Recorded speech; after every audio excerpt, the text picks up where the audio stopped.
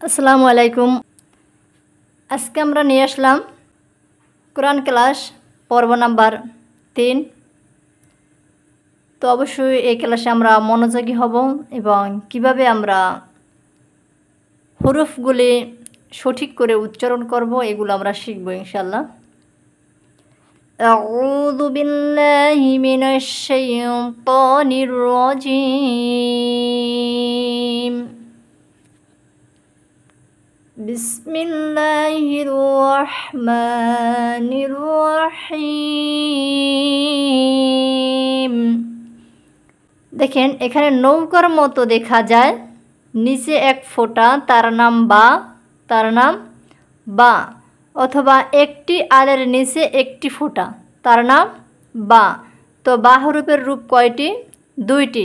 একটি নৌকার মতো দেখা যায়, নিচে এক ফোঁটা, তার নাম বা। অন্যটি হলো একটি আলের নিচে একটি ফোঁটা, তার নাম বা। তো এখানে দেখেন আমরা কিভাবে বানান করে পড়ব। বা জবর বা, বা জেরে বি, বা পেশ বু, বা জবর বা, বা পড়ব নুনের সাথে বান, বা জেরে বি, বি পড়ব নুনের সাথে বিন, বা পেশ বু, বু পড়ব নুনের সাথে বুন, বা জবর বা, বা জবর বা, বাবা, বাবা, বা জবর বা, বা জেরে বি, বাবি, বাবি, বা জবর বা, লাম জবর লা, বালা, বা জেরে বি, লাম জবর লা, বিলা, বা জবর বা, লাম পেশলু, বালু, হামজা জবর আ, আ পড়ব বার সাথে আব, হামজা জেরে ই পড়ব বার সাথে ইব, হামজা পেশ উ পড়ব বার সাথে উব,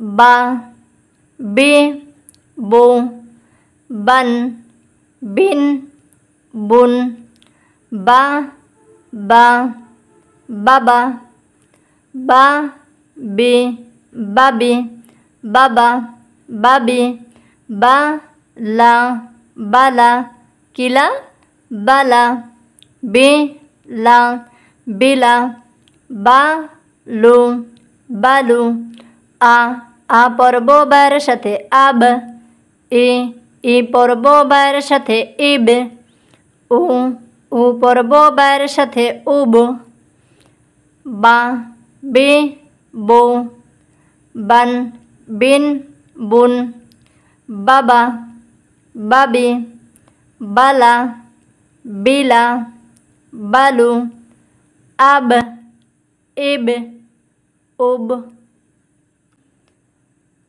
এখানে হলো নৌকার মতো দেখা যায়, উপরে দুই ফোঁটা, তার নাম তা। নৌকার মতো দেখা যায়, উপরে দুই ফোঁটা, তার নাম তা, অথবা একটি আলের উপরে দুইটি ফোঁটা, তার নাম তা। তো তার নাম তা। তা জবর তা, তা জেরে তে, তা পেশ তু, তা জবর তা, তা পড়ব নুনের সাথে তান, তা জেরে তি পড়ব নুনের সাথে তিন, তা পেশ তু পড়ব নুনের সাথে তুন, তা জবর তা, লাম জেরে লি, তালি, কিলি, তালি, তা জবর তা, লাম পেশ লু, তালু, তালু, তা জবর তা, মিম জবর মা, তামা, তা জবর তা, মিম জেরে মি, তামি, হামজা জবর আ পড়ব তায়ের সাথে আত, হামজা জেরে ই পড়ব তায়ের সাথে ইত, হামজা পেশ উ পড়ব তায়ের সাথে উত, তা, তে, তু, তান তিন তুন তা লে তালে তা লু তালু তা মা তামা তা মি তামি আ পর্বতায়ের সাথে আত ই পর্বতায়ের সাথে ইত উ পর্বতায়ের সাথে উত তা তে তু তান তিন তুন তালে তালু তামা তামে তালে তালু তামা তামে আত ইত উত। নৌকার মতো দেখা যায়, উপরে 3 ফোঁটা, তার নাম সা। তো এ সা হুরুফ হলো মাখরাজের হুরুফ। এখানে দেখেন নীলা কলমের কালিতে, নৌকার মতো দেখা যায়, উপরে 3 ফোঁটা, তার নাম সা। অথবা একটি আলের উপরে 3টি ফোঁটা, তার নাম সা। সা কেমনভাবে আদায় হবে? সা কেমনভাবে আদায় হবে? সা জিহ্বার আগা থেকে নরমভাবে আদায় হবে। জিহ্বার আগা উপরের 2 দাঁতের আগার সাথে লাগাবেন, উপরের 2 দাঁতের আগার সাথে লাগাবেন, তাহলে কি জিহ্বার আগা থেকে নরম হবে। জিহ্বার আগা উপরের 2 দাঁতের আগার সাথে লাগিয়ে বলেন সা সা সা সা। সা বলা যাবে না, তাহলে সিন হুরুফ আসবে। সা জিহ্বার আগা উপরের 2 দাঁতের আগার সাথে লাগালে অটোমেটিকলি নরম হয়ে যাবে। সা সা জবর সা, সা জের সি, সি সা পেশ সু। বানানো কিন্তু আপনার জিহ্বার আগা থেকেই হবে। সা জবর সা, সা জের সি, সা পেশ সু, সা জবর সা। সা পর্ব নুনের সাথে সান, সা জের সি, সি পর্ব নুনের সাথে সিন,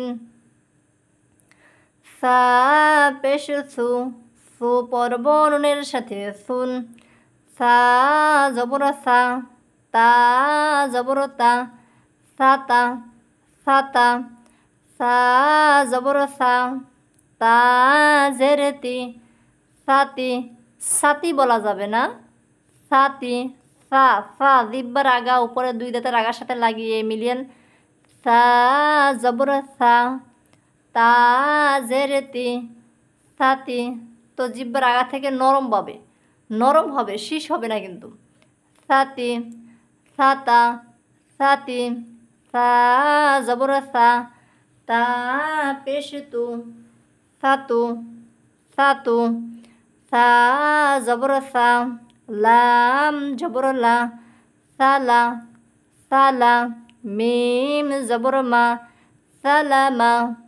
হামজা জবর আ পড়ব সায়ের সাথে আস, আস আস।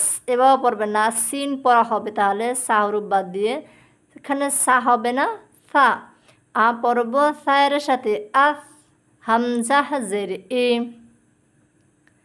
ই পড়ব সায়ের সাথে ইস, হামজা পেশ উ পড়ব সায়ের সাথে উস, সা সি সু, সান সিন সুন, সা তা সাতা, সা তে সাতি, সা তু সাতু, সা লা মা সালামা, সা লা সালা মা সালামা।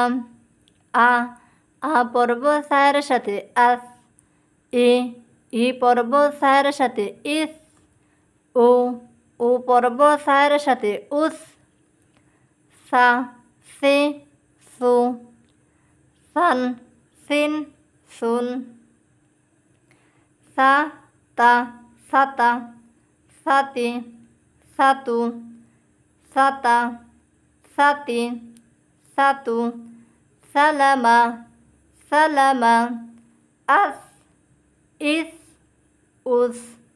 তো সা জিহ্বার আগা থেকে নরমভাবে আদায় করবেন। সা হুরুফ মাখরাজের হুরুফ, তাই এই হুরুফ সাবধানে পড়তে হবে যেন সা সিন একই রকম না হয়।